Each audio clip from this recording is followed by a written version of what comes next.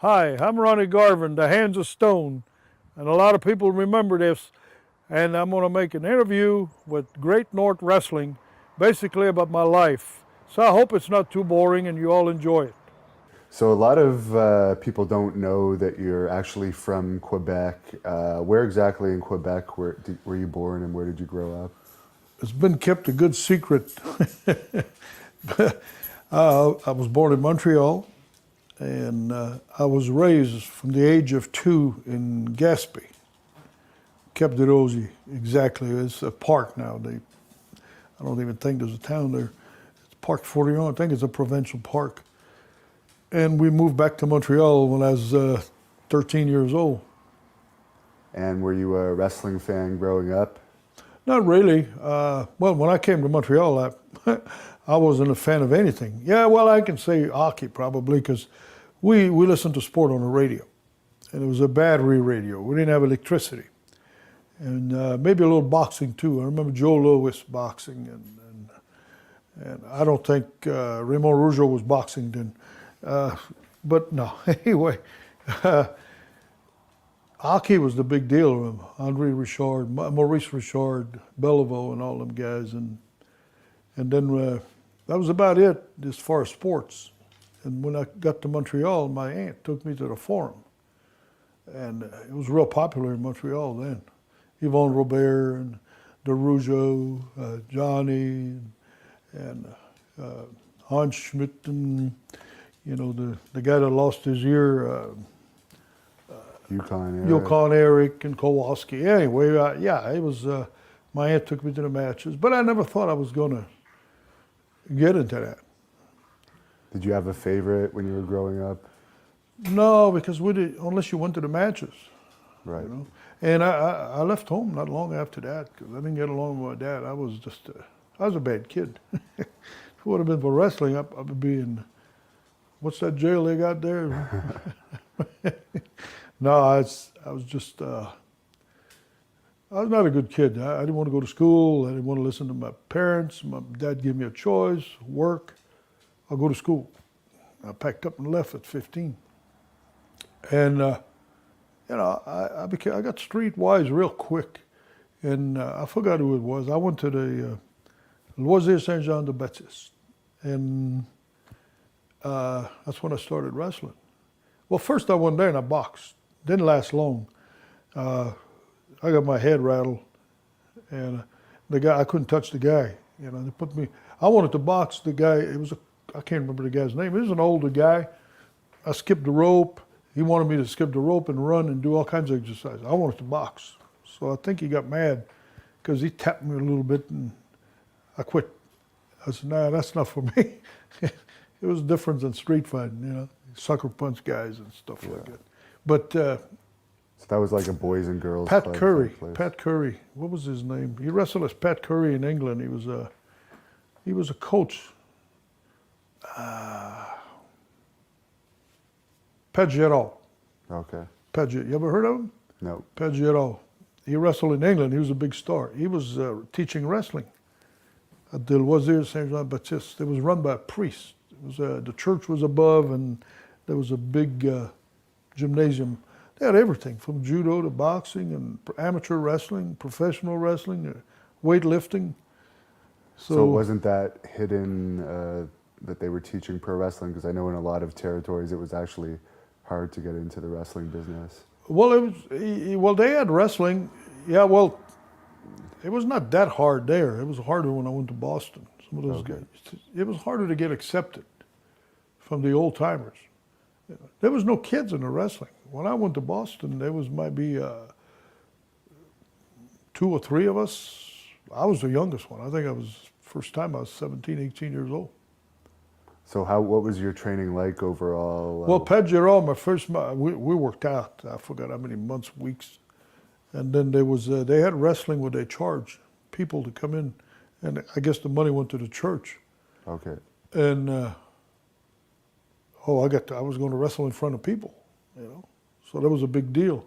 At the end of the year, they gave the guys a trophy. And I remember I was excited. And I remember he said to me, he wanted me to use a knee drop. Because Kowalski that thing was, off the top rope, Yeah. and I could do it, which I did a lot in my career. I did it on somebody's, one of the Rougeau's dad. I did it on, because it's a good move. And so we went into the room and he brought me aside.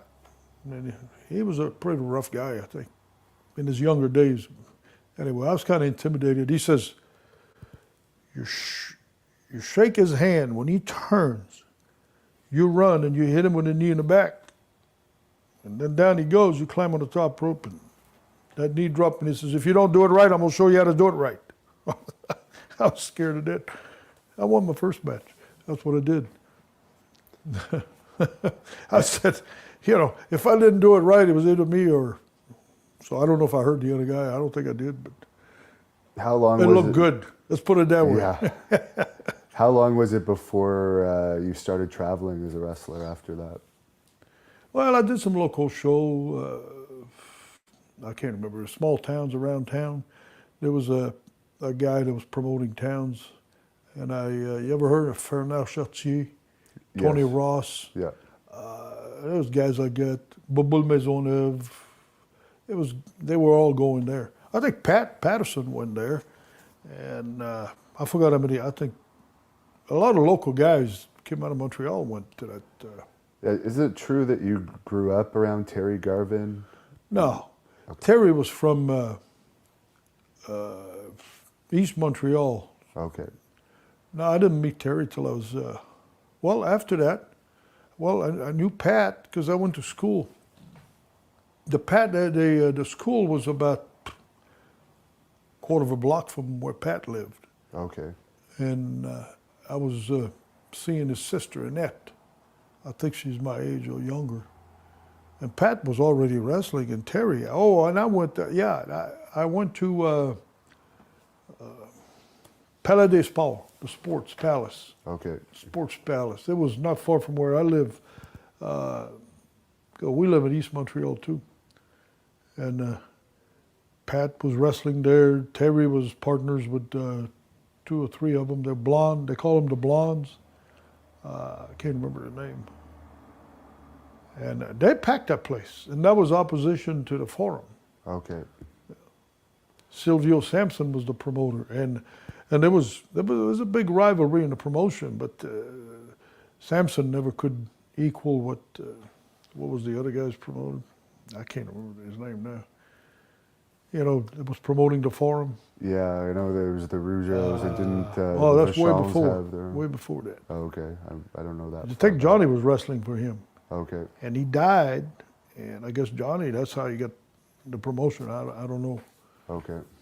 And what would have been your first territory other than the Quebec? Boston. Boston. What brought you there? I can't remember if it was Terry. Chinley was there too. Remember Chinley? Vaguely, yeah. Yeah. There was a lot of guys going to Montreal, going to Boston. And what was his other guy? So you knew Terry from Montreal, and he would have probably just put in a good word for you there. No, I think he called Tony. Somebody called Tony Santos, and that's how I went to Boston. But then that was not a good place to go. You're starved to death. Okay. $55 a week. I tell people a lot of people probably would have quit, but it was either that or go home. When were your matches with the great Malenko? Because I've heard that you had a few matches with him. That guy was a prince. He's one of the best. I got a list that's probably 100 of the best. I put him all at number 1, and he's one of them. A lot of people say that he's one of the greatest heels of all time. Oh, maybe not. I don't think everybody in their own way. It's how you get there. Yeah. Because you get guys that's very successful, But Malenko had this knack. He didn't have to kill 15 guys to get over. A week after he was in the territory, he'd go to the ring and they wanted to kill him. Because he had this knack, this look, whatever. He closed that eye, do an interview, and he was good. Interviews were very important, and he was very good at it. And you could He get beat every night and fight on the way out of the ring. How many times have you seen that? When you get beat, usually they just laugh at you. They don't want to kill you, but they just hated him, you know. And he had that heat, and I think that was a plus because a lot of in the process. I'll tell you why. I was in Knoxville, Tennessee, and I've seen it. The Stomper. Now, I'm not taking away anything from the Stomper. He drew a lot of money, but he had to destroy 15, 20 people before people really hated him, you know. Yeah. Where Malenko had just as much heat or more without going through all that. So totally different style of wrestling, but Malenko was a very talented guy and just unbelievable. And you don't hear of him anymore. Is it true that the Garvin stomp came from something that you saw him do? Who told you that? I told a few people in the last few years, because I've had people say, how'd you come up with that? Well, I looked in wrestling, and most everybody in wrestling has copied somebody, but they modify it. You know, you modify it. You don't do it exactly the same way. I saw Malenko do that in Florida, mainly. Back in this 66, 67, you know, and then I got the idea, you know, to use it, but I use it in a different way. You know, I did the whole thing all the way around, you know, which he didn't. You know, he would do the head and the arm, you know, and the chest. But I modified it different. And I was like 20 years later, you know. So people forget. When you were in the Florida territory, was it Eddie Graham running it? Yeah. What did you think of him as a promoter? Because everyone always talks about his mind. Eddie Graham, he had a very good mind for the business. As a human being, he was a piece of shit, you know, because I saw him do things that, you know. But as a worker, yeah, very good mind, and he had a good run, you know, and but he didn't have a good ending, you know. No, there's a lot of rumors floating around why he killed himself. Do you have any idea? I think at the time they said he had a girlfriend. Well, he'd fly his airplane drunk. I mean, drunk. He even asked me, and I forgot who it was, Tarzan Tyler, I think, one night to go back home with him. Because it got to where nobody wanted to get in a plane with him, you know. And he had a nice airplane. He was making a lot of money, but I heard he had a problem with a girlfriend. He was separated from his wife or divorced, I'm not sure. But he killed himself on his ex-wife's bed. Are you surprised that his son also ended up killing himself? No, it didn't surprise me. His son, last time I saw him was probably 5 or 6 years later. I was in the same car with him doing a trip. He had what was it? I think it was $600,000 check that he just had collected, that his dad had invested land in Florida. He made a lot of money, you know, a lot of money. And there was some kind of land that was with the sheriff's boys ranch in Florida, and somehow he had part of it or all of it, I'm not sure. But it was a Boy Scout thing in the summer. Okay. So, and I guess it got sold and his son got it. So with all that money, he still was not happy, you know. Yeah. But he was not. He was brought up. He was short, which is nothing wrong being short. But he was not his dad. You should never. That's what a lot of people say. Oh well, the dad. Well, you can't equal your dad usually, you know.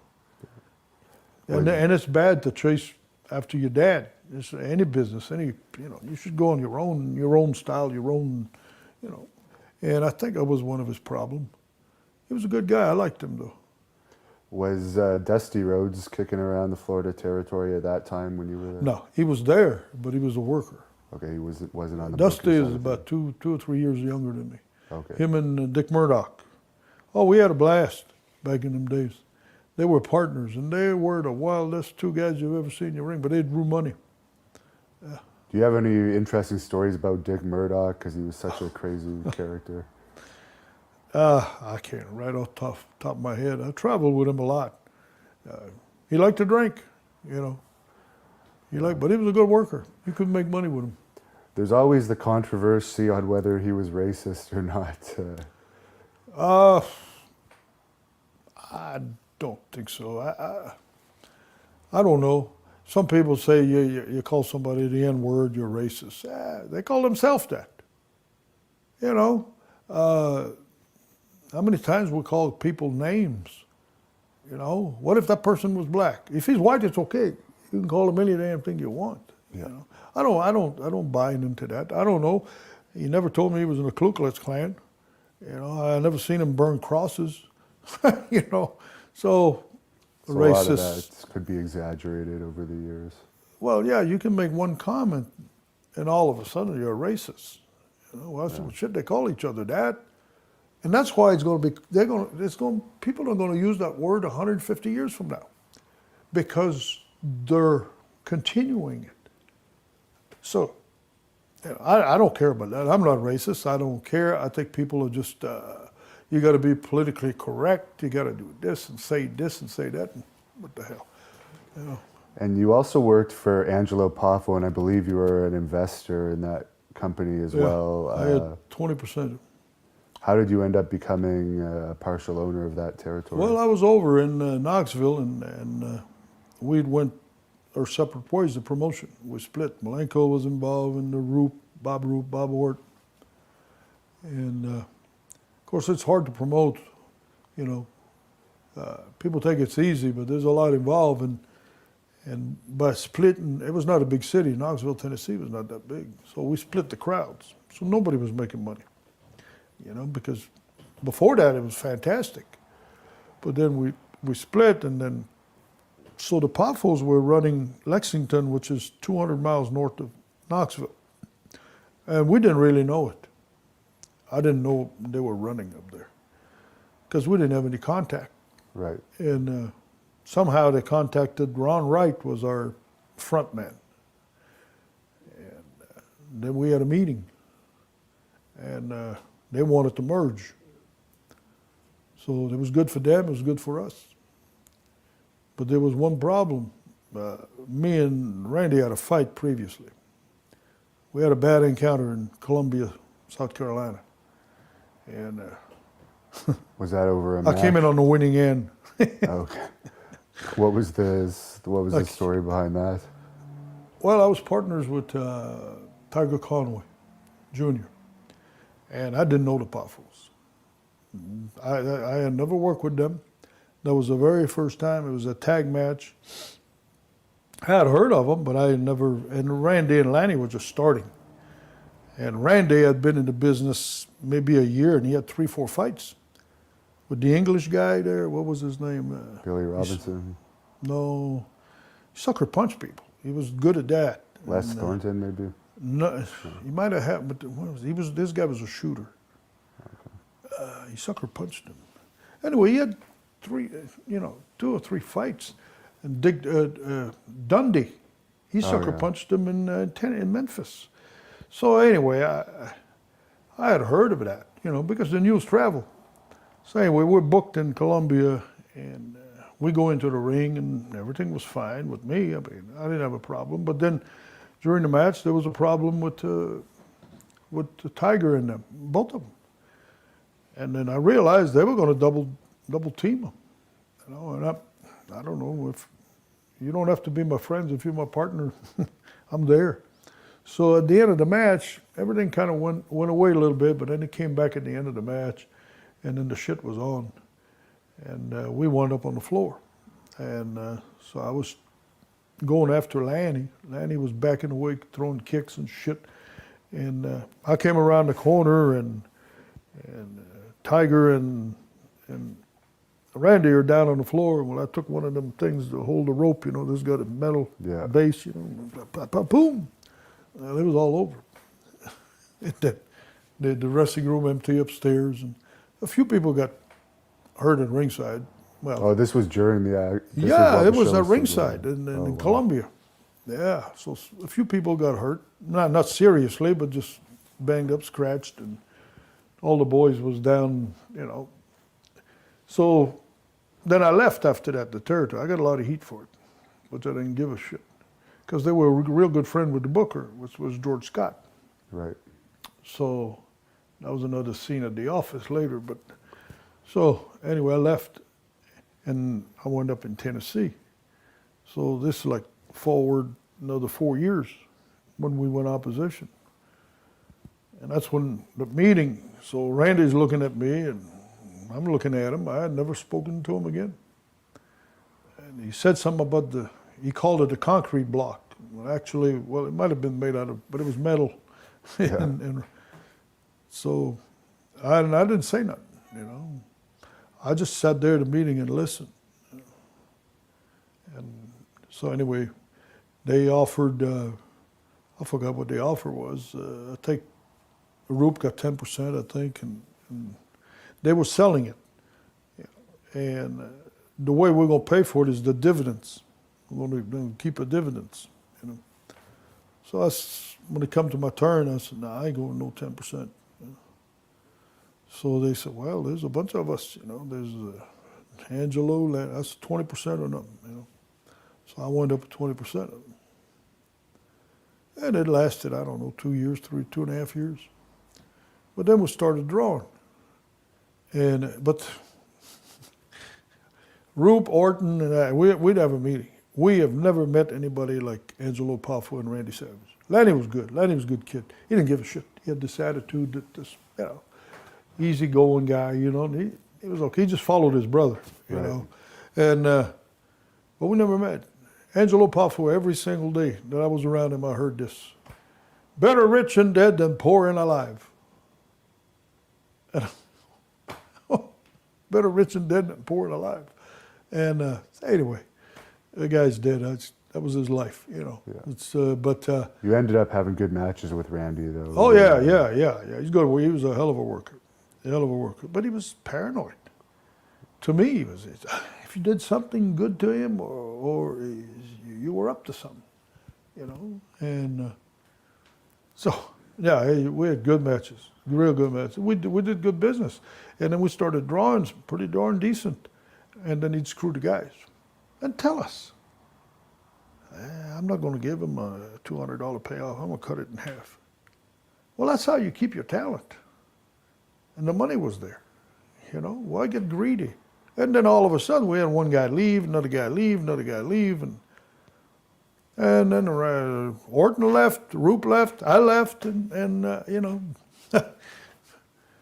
there was no... and I'm going, why do that? You know, I mean, they work hard. All the guys, we had a good crew, and they were busting the butt, you know, to make it a go, you know. And then you do that. We went to the Rupp Arena. We had the big building in Lexington, and we drew some decent houses. I mean, for what we had, we didn't have that much expense. They did the TV. They had all the cameras. They did interviews at home. They turned their home into an office. You know, we had all the rings, all the equipment. We had vans, trucks, and you know, I mean, yeah. And you mentioned that you spent some time in Memphis between the original Poffo fight and joining the promotion. What was your? Well, that memory? was way early. Yeah. Memphis was 72. Okay. That was like 9 years early. What was your most memorable feud from your time in Memphis? Memphis was, to me, it had to be a special town, man. The place was packed every week, every Monday, you know, and it was wrestling fans. You couldn't. I mean, they were there every week. You could. Well, I only spent a year there, in that area. But they kept telling us it's been like that for a long time. Memphis sell out. And it attracted a lot of guys who wanted to go work there. Yeah. Was Jerry Lawler around at that time? Yeah. When I was there, he was there too. Yeah. But I think when they didn't put everything on the card, I think when most of the time I worked there, he was in the other town. They ran 2 towns a night, Birmingham on Monday and Memphis. Birmingham, Alabama.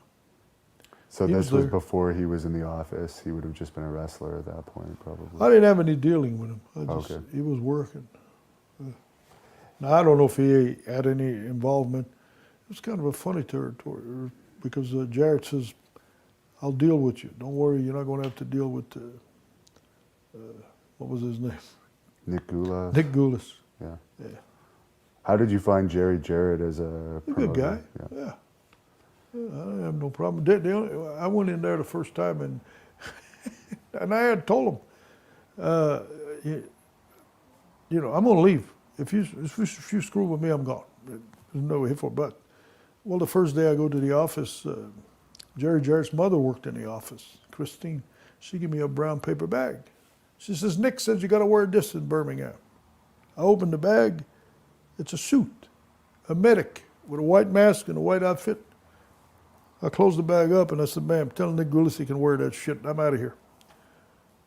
And I did. I walked right out and there was a guy, can't remember his name. He worked for the office, stooge guy. He run, Dusek.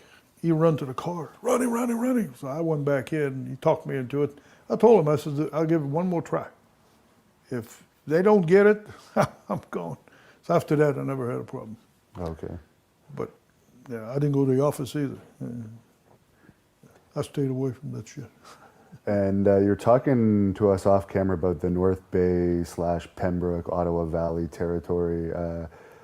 What are your main memories of working that territory? Oh, I'll tell you, it was a summer territory. Yeah, I think it opened up May the 1st and closed by the end of September. And the reason was because you couldn't get the arenas. It was hockey.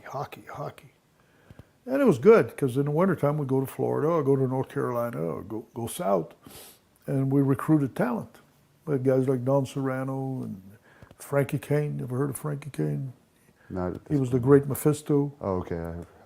Yeah, he was that. One time he was the blue, the medics. Okay. They were no, not the medics. The blue Infernos. Infernos. Yeah. Good guy. As a matter of fact, I saw him last winter. He's still alive. He's like 85 years old. Good worker. Didn't Terry Funk even work that territory at one point? Not Terry.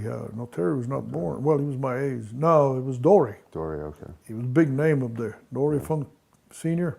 Yeah. It was senior, not junior. Right. And Maurice Vachon. I think maybe the Russos went up. I'm not sure. They were using guys from Toronto too. They had a bunch of talent up there. And Louis Papineau, guys like that. And eventually, and even Roy Shires. Oh, Roy. Roy Wow. Shires was a big card there. Yeah.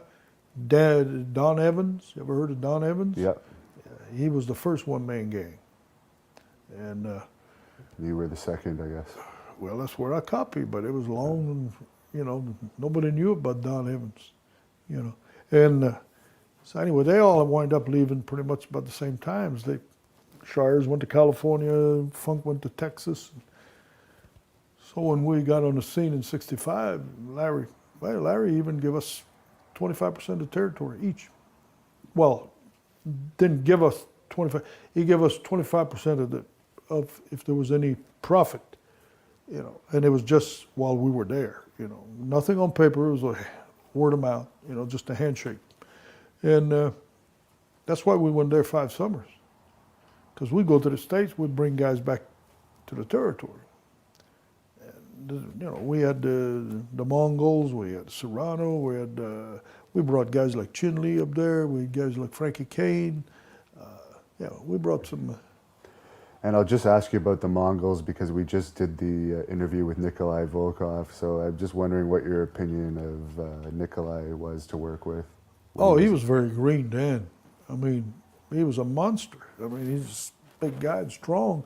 He was all right. He didn't hurt nobody. But, you know, like I say, he hadn't been working very long. So we kind of worked around him.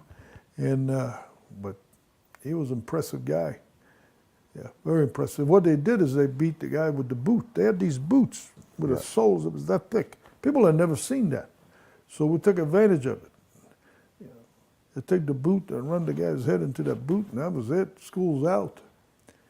And so Terry took on, Bobby Hart was from there because his dad had wrestled, they're local guys. So Okay. there was a big card. Terry took Bobby Hart as a partner. They wound up beating Bobby. Then he took on another partner, and finally people were chanting, "We want Ronnie." Well, I was a heel, and so I kind of turned me. And when I came in, oh yeah, and then I started walking around with a box, a shoe box. It's so simple, shoe box. What's in the box? Can't tell. Trying to get permission from the commission. So we even brought somebody from down near Toronto, posing as a commissioner, and we milked it. We were keeping it for the end of the season, because we were closing. You go out with a big bang, and then, so anyway, finally I got permission to use what was in the box. It was a pair of cowboy boots. I took the boot and I just beat the shit out of them. That was simple. We did some good business. For the times and the size of the town, made a little money. Did you prefer being a heel to a baby face? Because it seems like you were a heel most of your career, but you're best remembered as a baby face. It didn't matter. I don't know. There's not much difference. I still wrestle like a heel. You punch me, I punch you, man. I ain't gonna shake no hands, and to me, wrestling was. I didn't have the gift of the gab. Some people could talk and draw money just talking.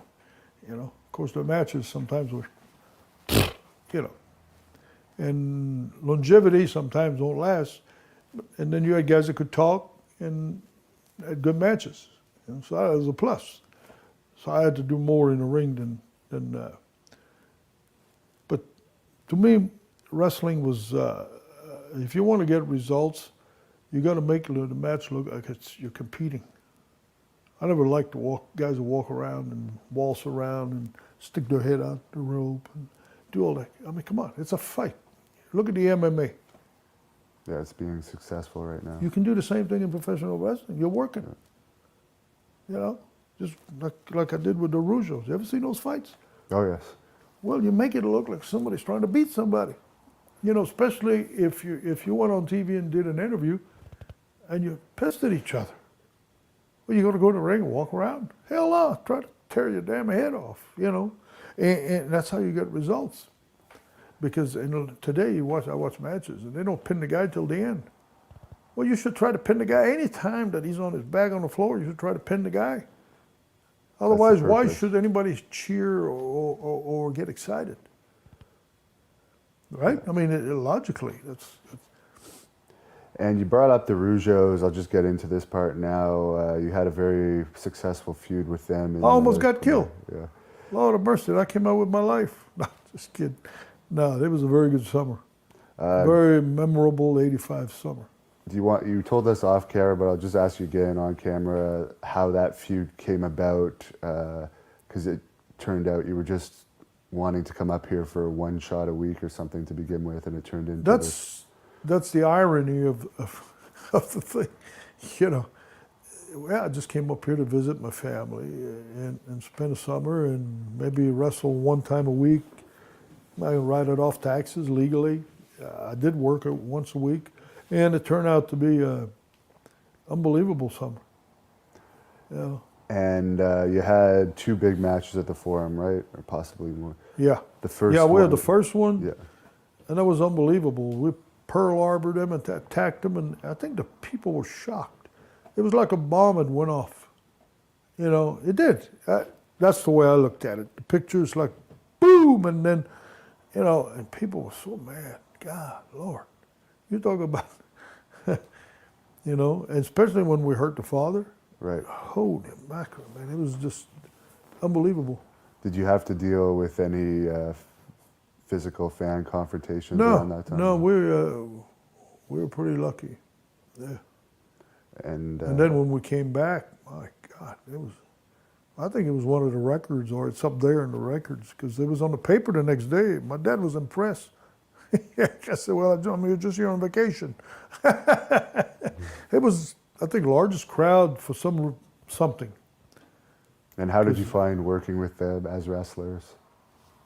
Oh, very good, very good. Well, good chemistry, because if you don't have somebody that, because they were hard workers and we were too. And I mean, people don't want to pay money to see two or four guys waltzing around like it's a picnic, you know. Yeah. I think a lot of guys made mistakes working like that. It's like I never shook hands with a guy that went, you know, with the two fingers. Yeah, like, yeah, and walking around and they lock up and you don't see any muscles in their back. That's working, because they're just, you know, come on, it's a contest, you know. And if you can't take a whack, well, you shouldn't even be in that ring. I mean, within reason, you know. The guy breaks your nose and your jaw, but a little bump on the head and you know, whack in the chest and you know. There was some guys that cry and moan and usually like those that. guys never. Usually those guys never made any money. Yeah. You know, for that reason, they didn't show no efforts. They didn't want to sweat. They didn't want to work hard and breathe hard And it was Jimmy Garvin who was your tag team for that feud, and he's your stepson, is that right? Are you the one that kind of helped break him No, into I the didn't. business? How did he get involved? Well, I married his mother. He was a kid in Tampa, Florida. Her husband died, and his dad died. He was the chief of police of Tampa. And when I met his mom and we got married, he had trained with Eddie Graham, son. Okay. You know, a little bit. They did a little amateur wrestling, not professional, amateur wrestling. Because he was only 12 years old. No, 14. 13 or 14 back then. And that was it. Just a few times, Eddie and Mike Graham, they went to the gym. And then I think it was in, I don't know, early 70s. That would have been 72. 71 or 72. And that's when I went to Tennessee. And he was managing Terry. Okay. But we didn't have any contact for, you know, I didn't know where he was. You know, he was, I think they went to Texas, and I think they went Oklahoma maybe, and Louisiana. But when I got the call, they were in Memphis, in Nashville. The office was in Nashville. And you mentioned earlier that Precious was from North Bay. Did he meet her while working that territory? When he was a little kid, he was 17 then, I think. I was working in North Bay. So I got married in '67, and I brought my wife. I met her in Florida in the wintertime. So that's how he got to come to North Bay. Okay. Yeah. But he wasn't working. He was, when he came to North Bay, he would have been 15, maybe 16. Yeah. What did you think of her as a manager? Because she ended up being one of the first real successful. It was good. Well, that was his wife, so there was, you know, it was a good deal for him, and she was doing a good job. I was around them just that time in Montreal, and then some in for Crockett for a little period. Right. And that was about it. And what do you think of him being inducted into the Hall of Fame this past year?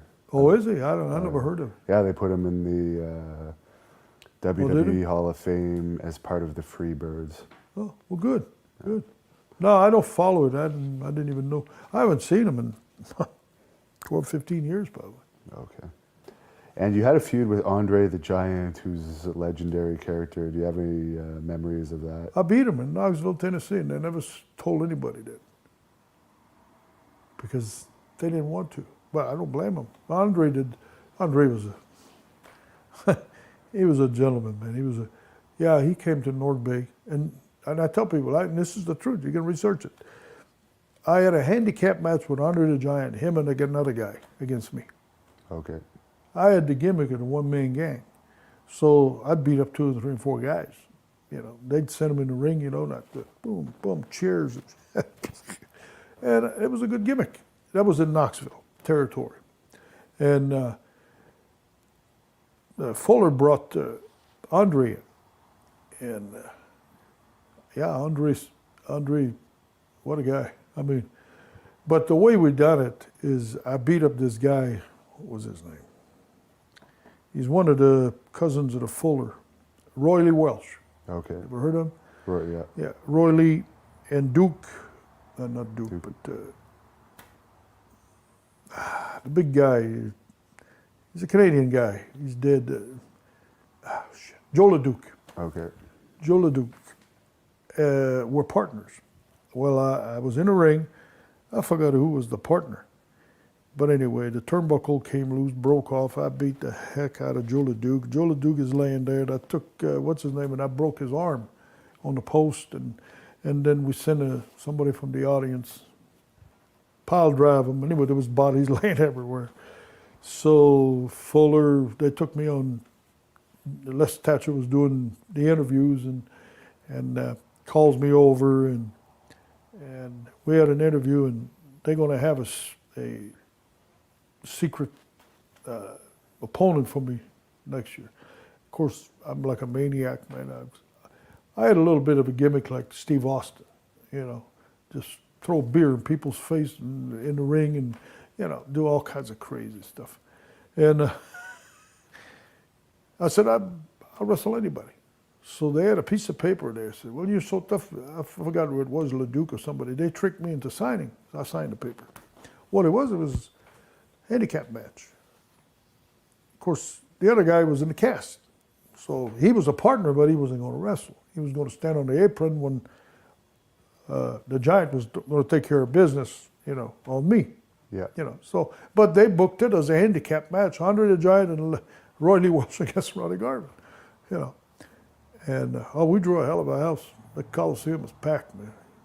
And so we went out there and I got videos of it. I don't know if you ever seen any of it. They just show some highlights in it where he was down and I hit him with chairs and came off the top rope on him. Wow. With a knee drop, and Andre was on his knees from the beginning of I couldn't believe it. I guess he liked you then to himself like that. He was a good guy. I guess you're both French, so he probably had the connection with you there. Yeah, I liked him. He didn't have to do any of that. You know, I was a King Kong in Knoxville after that. I'm telling you, I was just unbelievable. Yeah, very rarely lost. Yeah, I lost. But oh, I meant him. Oh, him. Yeah. Okay. I couldn't believe it. Yeah. And you also had a feud with Bob Orton Jr. Oh, there's another guy, man. There's another guy. It's like a Malenko, you know.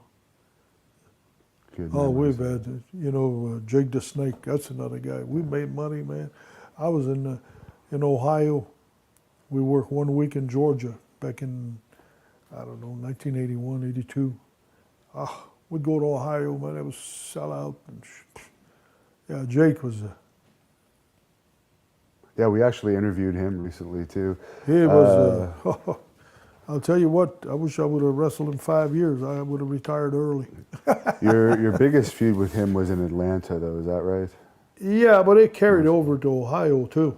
Okay. We started it but the tape went up there. Okay. Yeah, we were on the superstation, so everything we did, we followed up in Ohio. You know, that was a perfect deal. We had strap match. Oh wow. Man, we beat each other. I mean, I'm talking about coming out of there. I think I got pictures. Whelp, man. That belt that wrap around him will whap. So a lot of, some people like Bret Hart have said that Jake wasn't that tough. So in your experience wrestling him, he was tough. Well, I don't know if he was tough but he didn't complain. Right. He went out there and fought you. Yeah, I don't know about tough in a fight. Yeah. I don't know. But I'll tell you what, he never complained, and we beat, literally. We come out of there with bruises. Are you happy to hear that he seems to have overcome his addictions for now? I'm glad if he did. Man. He was his own worst enemy. What a good guy. I mean, he's a good. I wrestled his dad a lot. Grizzly Smith. Grizzly. Yeah. I have more people come in the ring wrestling that man than any. I have a lot of people come in the ring, but him, I think every time I wrestle him, I had somebody come in the ring to help him. And the guy's 6'7", close to 6'8", I think. Yeah. He was huge, and again, it was like we talk about chemistry, he would have a way. I could hit the ropes and come off and hit him as hard as I could, right here. And he was so tall that it fit perfect. I never touched him, but he would stop right against his chin. Okay. I didn't have to pull it. And that's how tall he was. And it looked like his head would come off. I couldn't do that with anybody else. I never pulled it. I would just extend it all the way. It fit right into his neck, looked like I took his head off, and he would stagger. And I'd hit the rope again, and I'd come off about a second, third, fourth time. When he'd go down, somebody was coming in the ring. That's funny. Yeah. Oh, he loved to work with me. He said, man. Boy. And then I worked with Jake, but he was just, his dad was good too. It was different. His dad was more slow. Yeah. He was a big man, you know. Was Ole Anderson the booker when you were in the Atlanta territory? Oh, yeah. What did you Ole think and of I him? were partners in early 70s in Florida, about 6 months. Well, on and off, it was not a regular tag team, but we were teaming a lot, traveling together. And I always liked Ole. I still call him today. Yeah. A lot of people didn't like him, but him and I always got along. You know what? He's brutally honest. He'll call you an asshole if he has to. If he thinks you are, he's going to call you that. Whatever it is, you know. And he got quite a few fights. He got beat up one time by, Black Jack Mulligan. Yeah. He told him off. He didn't care. He didn't care how big Black Jack was. Right. But he was that kind of guy, and he was a good booker. He was a good booker. And you also had some matches with Arn Anderson too, didn't you? Oh, there's another guy that's, There's another guy that's very good. Jeez, we made money too. I worked with him and Tully. Tully Blanchard was good. You know, he was a go-getter. You know, he was not lazy. He just, which is good. There was some guys. They were good guys. You know, but some guys you prefer to work with because there was money there. What's his name? Valentine, Greg Valentine. I like to work with him. Yeah. Did you work with him in Atlanta before WWE, or just? You know, I don't remember. Okay. I don't think so. I can't remember. I worked with him somewhere before, Okay. but not much. Yeah. And was Jim Barnett still involved in the Atlanta territory? Yeah, he was there when I went there in 80, 81, 82. What did you think But of he him? was not around that much. Okay. He was more around like in the 70s when I was there in 74, 75, you know. I heard he was a great promoter as far as securing TV deals and. Yeah, well, he was forth. successful, so I never had a whole lot of dealings with him, but I liked him. He liked me. We had a good relation there. He one time he came in the dressing room and, my God, Ronald. He liked the match. Yeah. And I had Robert Fuller in the ring. And Robert was just green starting. And Robert was all legs and arms. He was tall, skinny, you know, he wanted to go 150 miles an hour. And so I got in the ring and Barnett was on the stage next to the curtains watching the match. And we had a sellout too. It was a packed house. And Barnett always come in the dressing room when you had a big house. And I'm a sellout, boys, and I want you to bust your butt, you know. So anyway, Robert, man, he's going to impress somebody that night. Yeah. And we went out in the ring, and I told Robert, "That's headlock." He got me in a headlock. I picked him up. He took me over, and I'm in his arm, and I went, and he's going, he's panicking, and I kept him on the floor for about 3 minutes. And Barnett's watching the match, and this kid, he turns me loose and jumps up and runs around the ring. That's funny. I couldn't believe it. It's supposed to be a wrestling match. I'm in a hole. He turns me loose because we're not doing anything. Barnett's watching. And I did that for about 10 minutes. That's funny. At the end, we had people standing. Come into the dressing room, and Barnett says, "What a match, boys, Ronald, man." And he goes on, you know, and Robert, and the way, and Robert's looking at me like, yeah. It was good. We had the people standing. I mean, what else do you want? Did you ever work the Mid-South territory? The Mid-South? for Bill Watts. Yeah. I worked that in 85. I went over there. I had an airplane. Okay. And the only way I could make any money, I figured, is I worked double shots a night. So with an airplane, I could. I'd work the first match in one town, fly to the other, wrestle the main event. There's no bull. And of course, not every night. Maybe some weeks it was 3 nights. One week could be 4 nights, another week 2 nights. But, I worked probably, I'd say a good 9 times a week. And that territory would have been really hot around that time. Oh yeah, it was good. It was good. I remember working Jackson first match, make good money, place would be packed. I'd be in Baton Rouge, main event. The cops would pick me up at the airport with the light on and the siren, my tights on. And I'd walk right into the building, barely on time a few times. They were about to send somebody else, because they were in the ring waiting. Right. And because somebody had called, hey, they're on their way, the cops picked them up. And it was stressful. I only did it for 5 months because it was hard. Did you ever face the Junkyard Dog there? No, I was a heel too. No, he was babyface. No, I never. Who did I work with? Mantell was a champion. I worked with Mantell, and it was. But I think you had 2 towns a night. You know, there was a lot of traveling. But with the plane, I didn't even have a car. I flew my plane and. And did you get along with Bill Watts when you worked? Well, I knew him from way back when I was in Oklahoma, when he was barely starting too. Right. He was out of college and all that. I just did a short stint there, 2 or 3 months, and that's where he was. What did you think of him as a promoter and booker? He was one of the legendary. I got along with him, and he even borrowed my plane one night to go get some guy. That's good. And you mentioned Roy Shire earlier. Did you ever work for him? No. No, okay. Yeah. He was always known as a great finish. I was in California one time. I was there and I worked probably 3 or 4 shots. I worked Winston-Salem. No, Winston-Salem. What was the name of the place?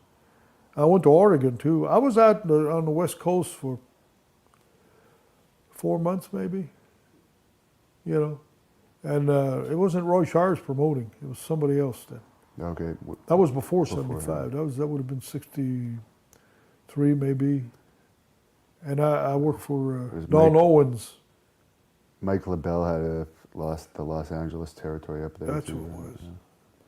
That's who it was. I didn't like California. No. No. Too busy for you. Yeah, I don't know. There was something about it that wasn't me. I went to Oregon. I liked Oregon, but I didn't stay either. And you eventually went back to Jim Crockett Promotions, where you made a big name for yourself. What do you remember about your feud with the Midnight Express? That was good. Good.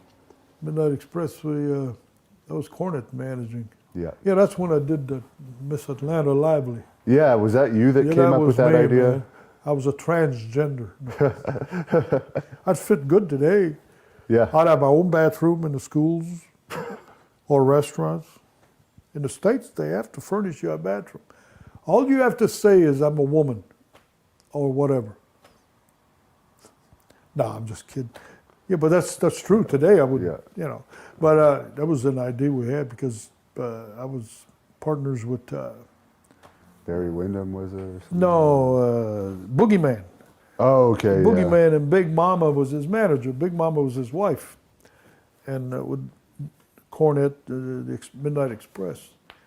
And I don't know all the details. I had done that one time.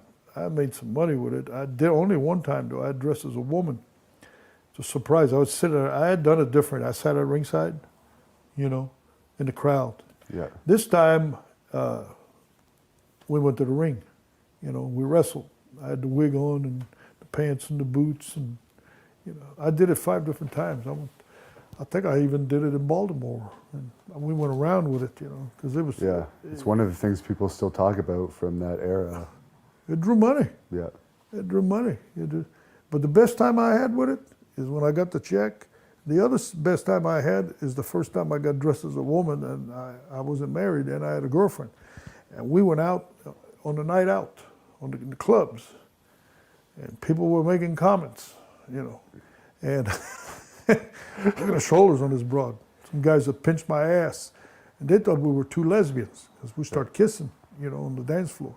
And the comments, well, I had a blast. Then we'd leave there, go to another bar. It was fun. What did you think of Jim Cornette? Because he's such a personality now. He's very well known in the industry as a booker as well, not just a manager. I haven't seen him since 1990, I believe. He was all right. He was just a manager at the time. And so I never got to be around him a lot. I mean, we worked and that was it, you know. But he was a good manager. We were drawing some money, so whatever was done right. And you also feuded with Big Bubba Rogers a little bit, who became the Big Boss. That was one of the best matches I ever had. You ever seen that in Atlanta? I have not seen it yet. Look at it. That was a good match. And he was green. Yeah. He was green. He was Bubba Rogers. And he hadn't been in the business but a month or two, whatever it was. Right. They liked his look or something. Yeah. He fit the part. And yeah, you ever look at that? It's out there because I got the video of it. It was a street fight match. Right. We're dressed in street clothes. Yeah. Did you ever face him in WWE at all when he was Big Boss Man? I don't think so. And he was a heel. No. Okay. No. But I think his gimmick was better. I don't know why. Big Bubba. Yeah. I mean, what I saw.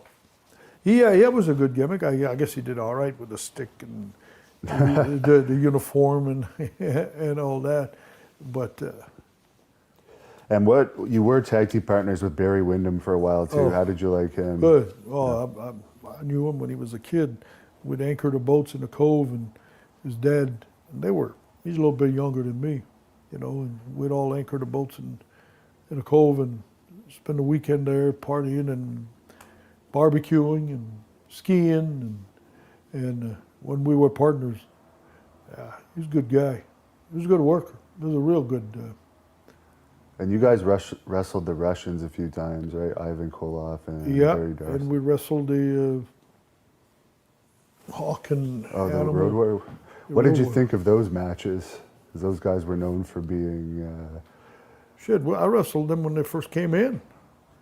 I'd get myself in holes. Oh, Hawk, man, he was a good guy. Yeah, I liked him. We got along real good. Yeah.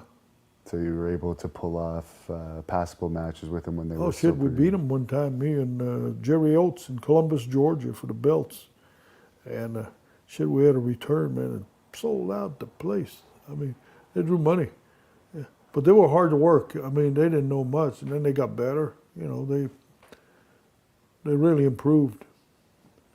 But they were impressive guys. I mean, you had to watch. I never got, you know. When did you find out that you were going to get that mini feud with Ric Flair and become NWA World Champion? Well, I don't know. It just came out. They called me in the office one day, and I was about to leave, I think. And that was what's his name got hurt. Magnum TA. Yeah. Yeah. Oh, it was going to be him. I think so. Yeah. And I think Rhodes didn't want to. I'm sure Rhodes was an asshole. Was he the booker around? Oh that yeah, time? he was. Shit, he's the one that killed the territory. Crockett sold the territory, went out of business because of Dusty Rhodes. I'm serious, because of Dusty Rhodes. If he would have kept doing what he was doing, that his dad had established that territory, that would have never happened. The territory still be going today. Was it Dusty that wanted to bring it to New York and bring it to all the Detroit? Dusty had dreams of grandeur or whatever, and the jets. That's what broke him. Yeah, shit's expensive. You think Vince would have jets? No, it's not feasible. As money wise, It's a waste. It's cheaper and faster and safer and less liability to go commercial, than dealing with a bunch of airplanes. You got the liability, Imagine the plane goes down. Yeah. What do you think Well, it's happens to the happened company? numerous times. Because I approached Vince one time when I left there to have a fleet of airplanes. I had thought of that. And that's what he told me. He said, the liability is too high. And if you think about it, because I had told him, I says, King Air would have been great for short trips, a couple of jets for the long trips, and I could have been the chief pilot that overlooks the training and hiring pilots. I would have liked to have done that and fly myself too. I could have double dip, Yeah. But he assigned you on an airline, man. His liability is gone. Yeah. So that would have been. So you think Dusty was overrated as a booker? Oh, for the yeah. most part? Oh shit. Yeah, way overrated. And anybody could have done that job the way he did it. 30 guys on the card. All kinds of gimmick matches, and I mean, you name it. So you didn't know who drew a house. You got 3 main events, and you got chain match, the belt match, the cowbell match, and then you got, it's just too much. How do you follow? You got to follow that.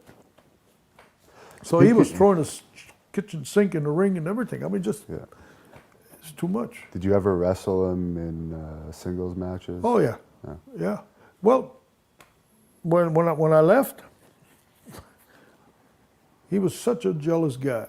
God bless his soul. He's maybe it was just the way he liked to do business, but I remember the Rock and Roll Express. They were so over that Dusty even put himself in 6-man with them. He would book the Rock and Roll Express. Instead of the big town, he'd get a smaller town. And they would outdraw him.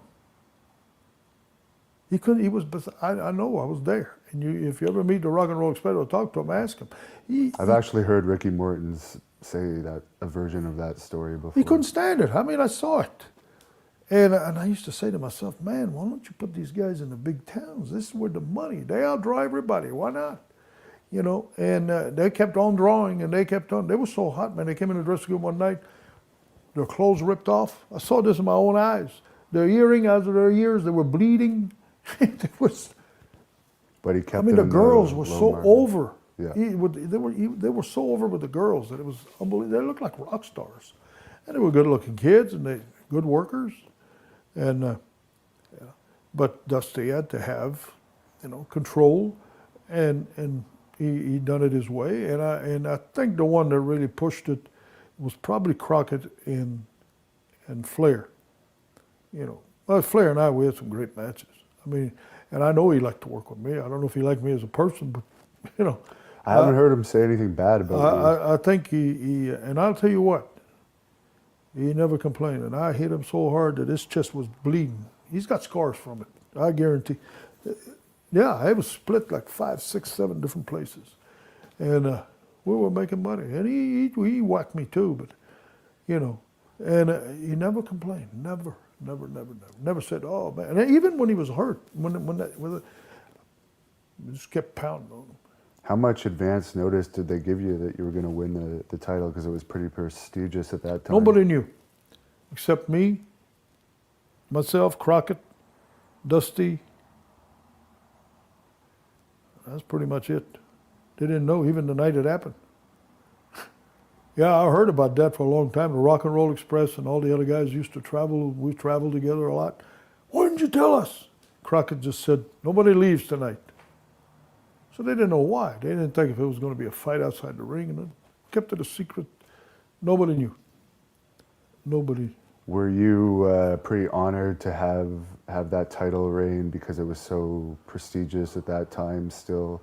No, I was just honored to have my paycheck. Yeah. The business to me didn't mean trophies and shit. It was a job. I looked at it as a job. I don't know. Some guys looked at it maybe as something else, but I strictly looked at it as a job. There was promoters in the old days when I started, I remember. And I saw it quite a few times. There was a good worker, but they just put a belt on him and didn't pay him. And the guy would stay. Well, they paid him, but they should have paid him double what he was making. But the belt, He was happy to be champion, so he stayed. yeah, yeah. I mean, it's a belt. It's a trinket. Yeah. You know, and yeah, well, it was okay, but I didn't want to do it. Nobody wanted that job. That's why Flair had it. That's another myth about Pete. He had it for all those years because he was the only one that was willing to be on the road all year long and partying and having a good time, which is fine. That's his life. But how many guys want to do that? Yeah. 'Cause I know I wouldn't have done it. I didn't want to have, you know, they had a hard time at times in the business with having the world standard, especially when it was only, years and years ago, I remember the guy was traveling all over the country. It was a hard job. Didn't Terry Funk ask to lose it because he was? I heard having that problems too. with the I don't travel? know. I heard that because it's just, I know I wouldn't have liked it. I had it for 2 months, I think. You know. And that was a planned thing because they wanted to exchange. But you know it what back. Dusty did to me? No. Dusty booked me no title matches the whole 2 months. He didn't want me to defend the title. Right? So Oh, didn't he want put to all get kinds over of shit in the wheels, meant to block this, block that, block this, block that. I ain't stupid, which I didn't care, you know, and never had a title match. And I was over, and he didn't like it because I was a babyface. I beat all the 4 horsemen. Okay, I There were did non-title matches. non-title matches, and so I beat all 4 of them. Well, I beat the shit out of them for about 3 minutes in the ring. You're knocking the shit out of all of them, and then they finally eventually left. You know, I mean, that's pretty strong. You know, when they charge the ring and I'm hitting one, hitting the other, they're going through the ropes and they're coming back, and this went on for like 3 minutes. I got tapes of that. I've seen know, those tapes. That makes you look pretty damn tough, you know. And so he didn't like that. So what he did is when I came back, I dropped it to Flair. It didn't draw like it should. Do you know why? He took it out of Greensboro, North Carolina. Yeah. That was the town. 3 stories. That building would have been packed. It was always packed. They killed that town. After that, Greensboro never was the same. You know, and that's when everything went on the decline. No, he wanted to go to Chicago. He wanted to go to Detroit. All these towns, they lost money. They drew big houses, but the cost, they were losing. Instead Travel of making costs. money, well, anybody can book like that. You know, anybody can book like that. Yo, you made oh yeah, we drew a $300,000 house, whatever the amount, yeah, but we lost 60,000. You know, and then he took it to, they had the screen in Greensboro. It should have been the fight there, and the screen somewhere else in Atlanta and everything. That would have, because it was the Mid-Atlantic. It belonged there. It didn't belong Right. anywhere else, Chicago, or, you know, you were taking, it's like taking your ball club out of, and taking it somewhere else.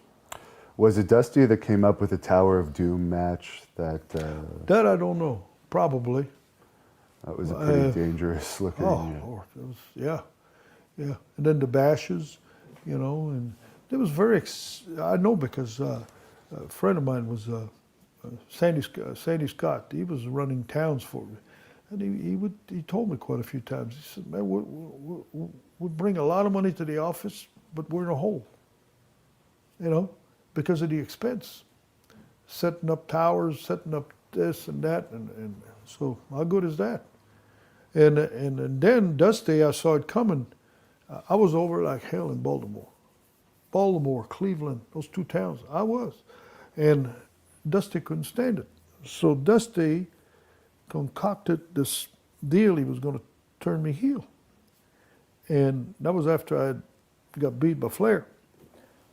And he wanted me to go knock him out in Baltimore at the end of the match.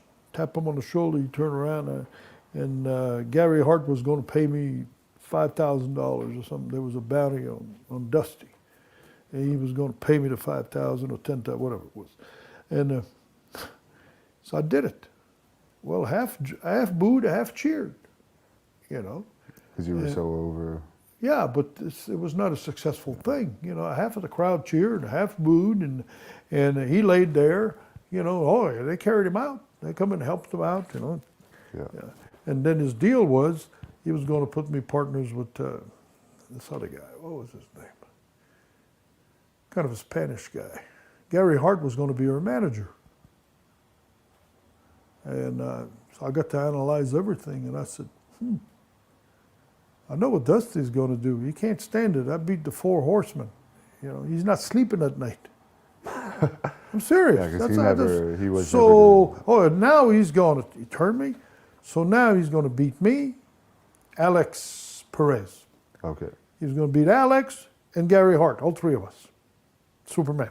He's going to take his cape now and fly off. You know, I figured, well. So right before the TV happened, we were going to go down there, and I got on the airplane, and I walked all the way to the back of the airplane, shook hands with all the guys. I says, guys, y'all take care. I'm out of here, blah, blah, blah, blah. And they thought I was joking. I had my suitcase. I walked in, walked out of the plane, got in my car, and went home. Even the pilots, they waited. They said, the pilots didn't believe it. I was done. That was it. Goodbye. So, and then I went to Puerto Rico. And Yeah, what was it like working there? Because they're known, like in my experience there, they screwed around with my pay a lot. So I'm just no, wondering how I had your a pay flat was. guarantee, but I got lucky. What it was they give me $5 for 3 days, sometimes 2 days. That's after what's his name got killed. Oh, they were desperate for American they couldn't talent. get nobody. They kind of boycott. You know, a lot of guys didn't want to go, and I knew what's his name, man? Bruiser Brody? No, the guy that Oh, Jose promoted- Gonzalez? No, Oh, the Carlos Colon. Carlos. Sorry. I knew him from way back. Yeah. He even worked Montreal. I had met him 'Cause years he ago. started in Canada, right? He did. I think so, but I had met him a bunch, and I had worked for him before. Okay. You know, and I knew him real well. He's a good guy. I never had a problem with him. And he called me. And I said, well, I don't, you know, it's dangerous. You know, he was going to give me the belt, which he did, and, you know, all that crap. And I said, man, I need some money. And I said, I can't go all week, you know, weekend, because I was flying. I got a flying job. And it was real slow, because they was just starting. So Right. everything worked out perfect. That would have been 91, I think. So, or beginning of 92. So I told the company I was flying for, and I said, it's slow, and I says, especially on the weekend, I says, I need to take Friday, Saturday, and, you know, come back Sunday or Monday morning. So I did that, you know, and it worked out perfectly. And they pay me. You know, they paid my hotel, they paid everything. He was real good, but that didn't last very long. 3 months, maybe 4 months. I can't remember, because they got audited. They got busted by the IRS. Not paying taxes or something. I don't know the details at the time, but he called me, and he what was the other guy that was paying? Victor Jervica. That's it. Yeah. He said, man, he said, we wish you could do it for less and this, and then I said, no, I quit. It was dangerous, man. One night I had a bottle hit the post as I was stepping my head up. Oh, if I would have been for that post, it would have been. Was Brody's Killers still the booker at that time? Because Yeah. I know he remained. Yeah. What was it like? Because it was so soon after the murder, like to be there, and obviously you'd probably have to shake his hand and. Well, I didn't care because I don't know the story I heard 2 stories. Yeah. And it's not right to stab somebody or kill anybody, and I'm not taking sides. But I was around Brody. He flew in my airplane with me. I was around him a lot. You intimidate the wrong person, you know, shoving around, you know, and you're going to a different, you know, you're not home there. You know, the guy never went to jail, so that tells you something.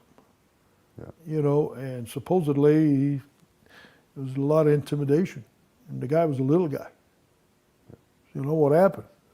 I wouldn't do that to anybody and scare the shit out of a little guy because, and supposedly he had a towel wrapped around his hand, went into the shower, called him in, and, you know, just, which is not right, but that's what I heard. And then there was quite a few guys, Tony Atlas was there, they boycotted, and a lot of guys just went home.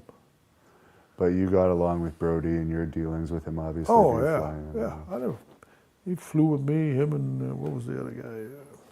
Stan Hansen. No, he was a booker too and a wrestler.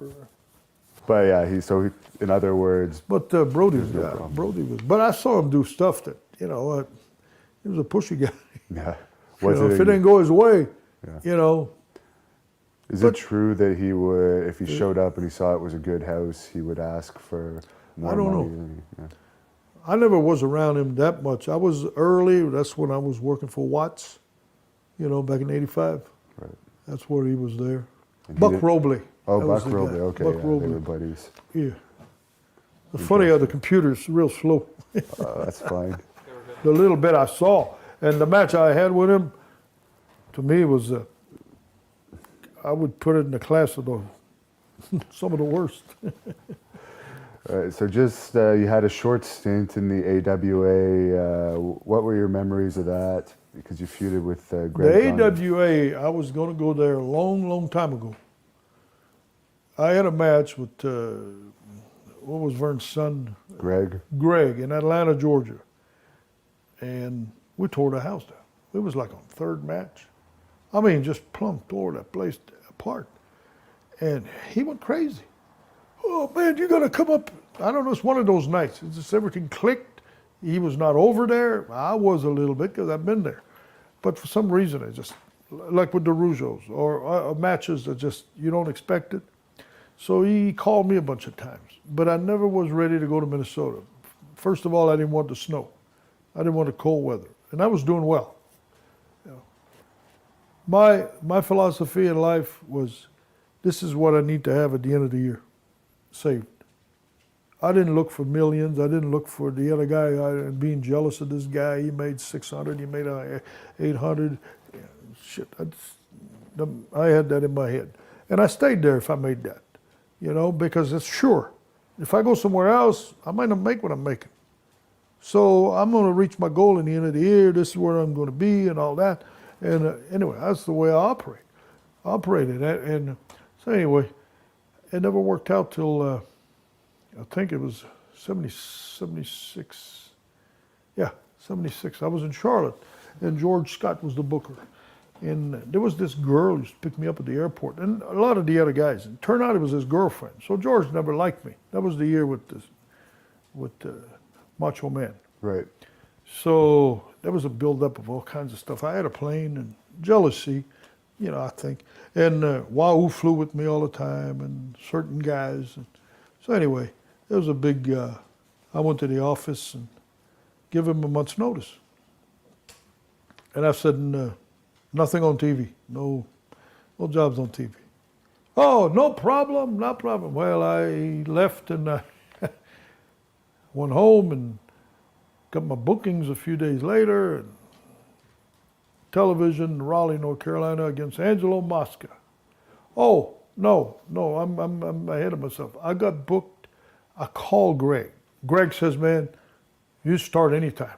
You start next week, in 3 days, whenever you can get here. I said, well, this is when I want to start, a month. I want it to be decent, I give, because I had a few other things I couldn't leave that fast, and unless it was an emergency. So anyway, I got plans to go to Minnesota. So they talked me into going on TV with Mosca. I said, okay, Mosca's a big old guy, played football. I liked Angelo, he was a good guy, sure. I had told him no TV, but I agreed to one, fine. So I go home and I find out a few days later, Mosca is going a week before me to Minnesota. They send that tape up there. Oh, man, if I would have had one of them in front of me, I'd probably be in jail today, serving life. Oh, I went to the office. I waited till the next day. I went to that office, man, and I walked in, and Scott was standing. And there was a big picture window. I was going to take him through the damn window. If he made a move at me, him and I were going through that window. Both of us. I said, I'm diving like a kamikaze. I went in that office, man, and I cussed both of them. And he was standing there, man, just shrieking. And I was saying, make one move because I'm going to tackle him and I'm going right through that picture window. But he never made a move, and Crockett started talking, and I said, little man, oh, I cussed him. He said, Ronnie, don't burn your bridges. I said, I'm not burning it, I'm blowing up the son of a bitch. And I went out the door and almost took the hinges off. I heard it rattle, man. I whacked it. And his sister's coming down the hall, and I saw her a year later. She says, your nostril looked like a gorilla. I was so mad. So I called Greg. I said, cancel me. Oh, no, they had played the tape already or something. I can't remember. He says, that ain't going to matter. It was just the principle. So anyway, that was That was the reason why you didn't go the first time. no. And then after that, I went, and it was the short-lived. Nothing really happened. I don't think They were at the end of their days by yeah, that point. yeah, and I was at the end of my days too. Did you deal much with Vern? No, No. no, a little bit. I just talked a little bit, but no. And when you went to WWE, was it Terry Garvin that helped get you in there because he was already No. In the office? No. I think it was Pat that called me. Okay. I think it was Pat that called me. I heard that I had left Puerto Rico. I wasn't going to Puerto Rico anymore. Or I might have called, but I don't think, it seems like it was Pat that I called. Because he knew you from Yeah. your childhood. Yeah. And I went, that's when I went. But I didn't fit there, you know. I tried my best to, one time I told Vince, I said, I can't sing, dance, and rock and roll. Right. I said, I can't do that stuff. I'm not, you know. Why did they change your name from Hands of Stone He does to that with Rugged? everybody, Yeah. mostly. I mean, look at Dusty. That's when I knew Dusty Rhodes was broke, when he put polka dots on him. What did you think of that? Oh, jeez. Dusty, I mean, Vince is a genius. He's so far ahead. Because Dusty used to go on TV. I was there. When Vince started WrestleMania and all of that stuff, and every chance Dusty had, not only him, there was quite a few guys would knock Vince. You know, wisecracks about, you know, WWF, you know. And I know it. You know, he did a lot. Dusty did more than anybody else. And eventually, he had to call, I guess, or go to work for him. Well, Vince is a hell of a business guy.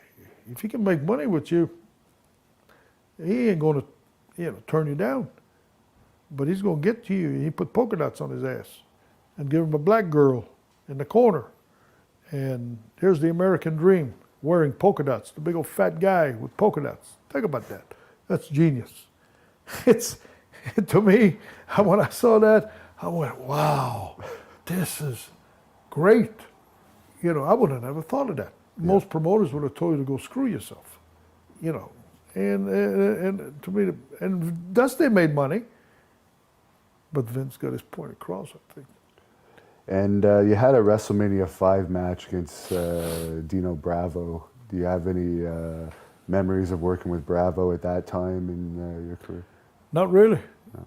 Oh, I think we had a decent match. Yeah, but it was just to get on the card. That was all. Right. That was all. You know, like when I did with Greg, the refereeing. That puts you on the pay-per-view. All right, so your main feud in WWE was with Greg Valentine. Yeah. And it started with you doing a retirement angle. Was that your idea, or was that? It was my idea. Okay. They changed it a little bit. I give it to Pat. Pat said, well, let me talk to Vince.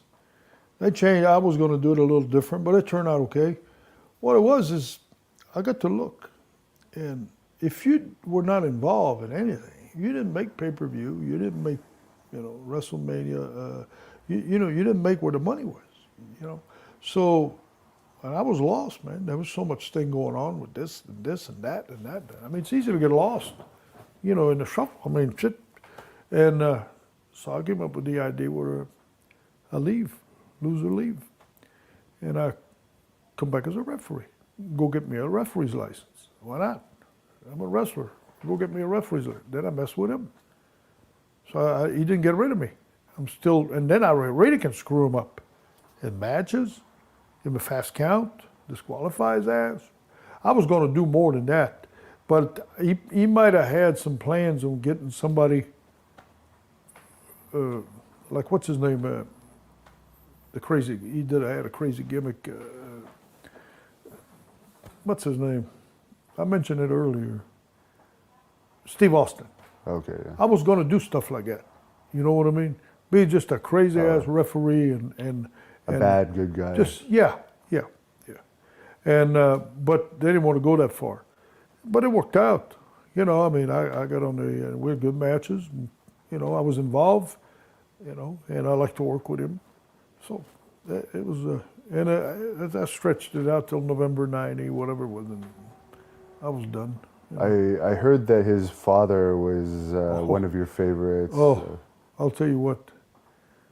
That guy was to me, he was a masterpiece, man. He would come in, and a lot of promoters wouldn't give him the time. It took him anywhere from 6 to 8 weeks, because at first it was kind of boring, because he was very slow and methodical. But when I tell you what, when he hit somebody, you hear him in the parking lot. Yeah, that's one thing about working with him. You came into the dressing room with a lot of forearms marks across your back and your chest. He'd lay you over the rope, man, and pop. Ringside people couldn't believe it.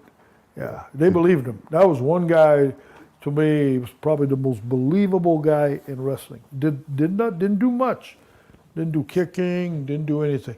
But he locked up like a bull. He was tall, not real tall, 6'2" or 3" maybe. You know, and he had a perfect physique, and his eyes, he had these crazy eyes, and he'd look at the people. At first, when he started doing that, it's kind of boring. But about 3-4 weeks later, man, the whole damn place would go nuts. He'd stare at him, and then he'd stare on the other side. And, oh my God. And then when he got over, that's why Wahoo followed him everywhere. They made a fortune, you know. And you talk about belief. If you didn't believe that, you didn't believe nothing. I mean, these guys, I was right there, man. And I worked with him a couple of times. I never was involved in any angles because he was involved with so many people. But, God, man, it was totally different. And then once he got to be such a great villain, be like Steve Austin, he turned him babyface. Then he had another run for him. They went to Texas, they went to the Carolinas, they went to Florida, they you know, they went to where they was making money, and they could sit down in the dressing room and talk with the booker and run their stuff, you know. And before you left WWE, it looked like there was being an angle set up with you and Rick Martel. Is there any reason why there was no TV matches for that angle, or you just? I was done. Yeah. Yeah, it was hunt season. Yeah. You know, November. I didn't want to work anymore. Yeah. Hunt season, they had a hard time keeping me. You too, I think. And you mentioned Wahoo McDaniel a few times. What are your thoughts on him as a wrestler and a person? Because he was a pretty legendary guy. Who now? Wahoo McDaniel. Oh, that was one of a kind. One of a kind. I traveled, he loved to fly with me. Oh yeah. He would fly with me, and like we'd go to Richmond. Well, the next day we were in Norfolk, right down the road. Nah, I gotta go back to Charlotte, play some golf. He was a big golfer. So I'd fly, I got to sleep in my bed, you know, instead of saving money and staying over there, you know, fly back home. Next day we'd fly back, right back where we were almost. And we'd go hunt together. I hunted with him. And the only thing I didn't like being around him is he'd pay all the time. And money didn't matter to him, you know.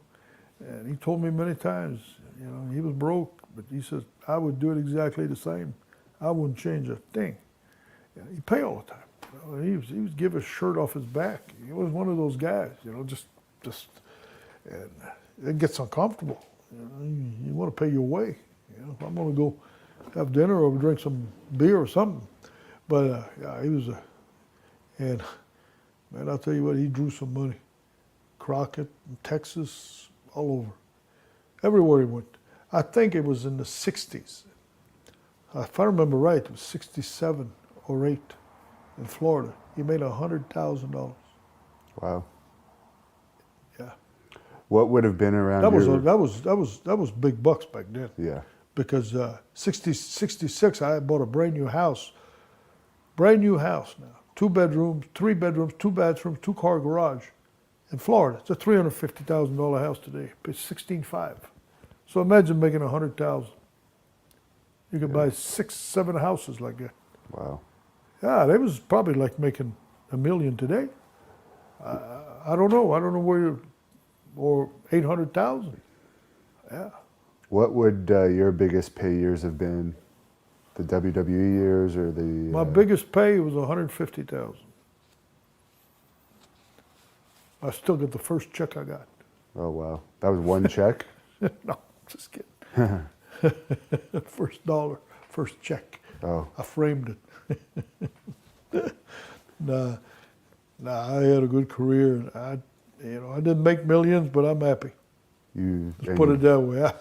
I don't have to worry. And what do you think of today's product? I know you don't really watch it, but just in general, from what you've seen. I think it's. Well, it's me. I don't understand that. I don't understand the world today. I really don't. Because to me, now this is just me, and I don't mean to insult anybody. To me, there's no common sense in anything anymore. You know, you think what I did on this interview, if I would have done this in 1960 and pass it around, wrestling would have been dead. Really. They didn't take it, some took it as entertainment, but the majority were there because they wanted to see a contest. And you might have had just 50% believing in it. And then you had 25% skeptics. Then you had 25% that just went there because nowhere to go, and they just, it's a good show. That's what they would say. A good show. You know, today, none of that matters. You know, and I see stuff that, like McMahon coming off the 30-foot drop. Oh yeah. I mean, that is unbelievable. Yeah. You know, that is unbelievable. But they do stuff that's not that extreme, and they're running around. That's the part that doesn't make any sense. You know. Yeah. I mean, why do that if you're not going to take advantage of it? But the mentality is different. The psychology is, I guess, is not important. You know, I think the music, the explosions and the lights and the booms and the bangs and the interviews and the tattoos and whatever, the whole, I guess that's what people are into. Well, it's successful, so I'm not knocking it. I don't understand it, you know, and I couldn't do that stuff. If wrestling would have been like that when I broke in, I would have been a plumber or something. Some kind of. But in general, the industry is not as successful as it used to be because there's. I think wrestling is dead. Yeah. In this way. We used to have wrestling in every town. That's weekly. Like North Carolina, for example, you had 2 to 3 towns every night. Every night of the week. And you had to be very good at booking because you were in the same town weekly to keep a good average. You couldn't do that today. Well, that's gone. So count all those fans all over the country, all those towns. Now they go to the big shows, right? They run the big towns. Yeah, they have big shows, big crowds. I give you that. You got the pay-per-views draw, big audience, you know. But what I'm talking about is local wrestling, weekly, you know, and all that stuff. That's all gone. And that's why today when sometimes I go do sign autographs, some of these shows, it's hard for the guys to learn. Because first of all, if you're wrestling with a guy that's got the same experience or 6 months or a year more than you, who's teaching who? It doesn't rub off. Wrestling, when you wrestle with somebody that's good, it rubs off on you. And you wrestle with this other guy, and you start watching, you know, a lot of things, you know, you pick it up and you don't have to copy. Like, today I think it's too much copying about clotheslines and a lot of repeats, you know, and you don't see too many guys having a totally different style, like in the old days. You know, you had guys, you know, like Yvonne Robert, Rougeau's, Kowalski, guys like that, they were all different. None of them look alike. It was, you got a lot of look alike today. I mean, just at a glance. If you look at them for a while, then you'll see, the guy's taller, bigger or something. But they go in the ring dressed up a lot the same, But what the heck, that's the world today, and it's successful. So what advice would you give a prospective wrestler getting into the business? I don't know. I wouldn't know where to start. I tell the guys, I says, how fortunate I was. I went to Boston, like Bull Montana, Bull Curry. We had old timers, and and then when I left, I went to Oklahoma and other places, and then they made you go. You wrestled 30, 40 minutes, 25, 30 minutes with guys that knew. I remember one time Pancho Villa. You ever heard of him? No. Roberto Pico. Pancho Villa. Big old 270-pound guy. Nicest guy you've ever met. He was like my dad. He liked me. We'd travel. He liked to drink his beer. And he'd call me kid, and he'd always squeeze my wrist, He'd wink at me. He says, "You're going to make it." He was a good guy, tough guy. He was an ex-boxer, and he always had that pause, and mean-looking guy. He had bushy brow, high brows, but he could have been mean, You could tell that one time when he was younger. I met him, he was probably 47, 48 years old. And I wrestled this guy. I was 200 pounds soaking wet in Louisiana. 201. I would go from 198 to 201. Every time I go below 200, I'd have a shit fit. I wanted to be 200. I don't know why. It's in the head, just in the head. Yeah. I don't know, 200.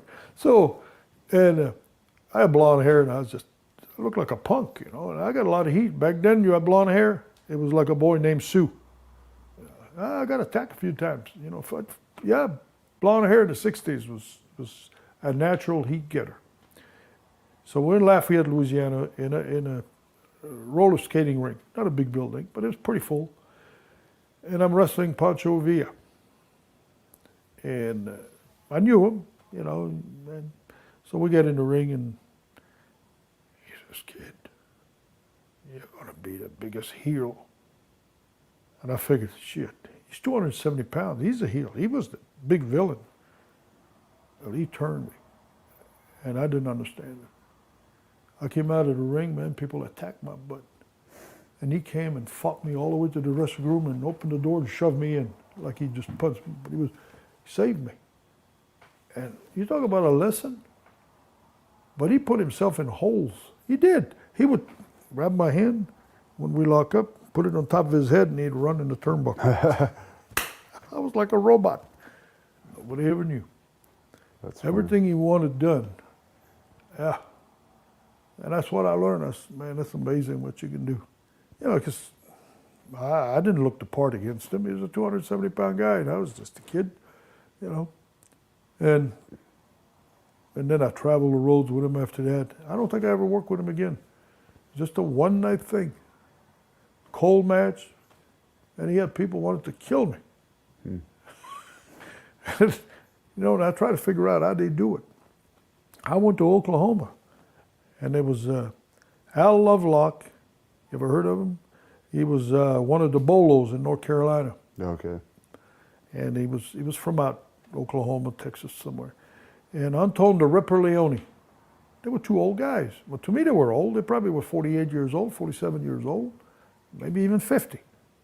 They were the main event in Little Rock, Arkansas. That was my first time I went out there, first match. And I remember watching that match because I had went on earlier, and man, I did everything I knew about in wrestling, every bump and flying and bing, bang, boom, and trying to impress somebody. I'm watching that match. They're not doing anything.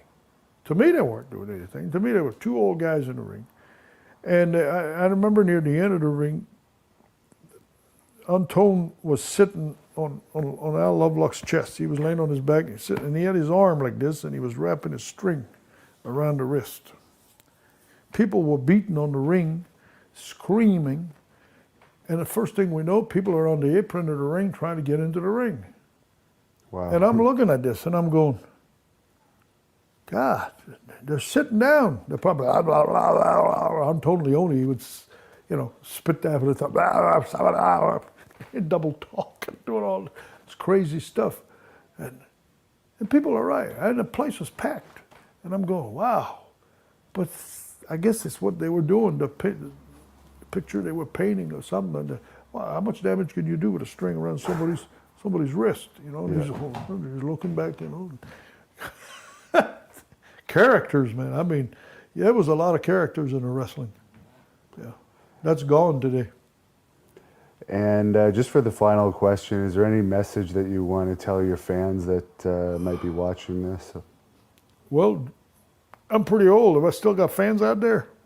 Oh, yes. Well, I'm during my day now. I'm not talking about new fans. Yeah. I'm talking about because I've been to a lot of shows and, they say, oh, man, I mean, they barely can walk when they come to me. And I tell them, bless your heart, thank you for being a fan. If it would have been for wrestling fans, we wouldn't have made much of a living. And you got a lot of die-hard fans, when they were out there in the rain and snowstorm, they'd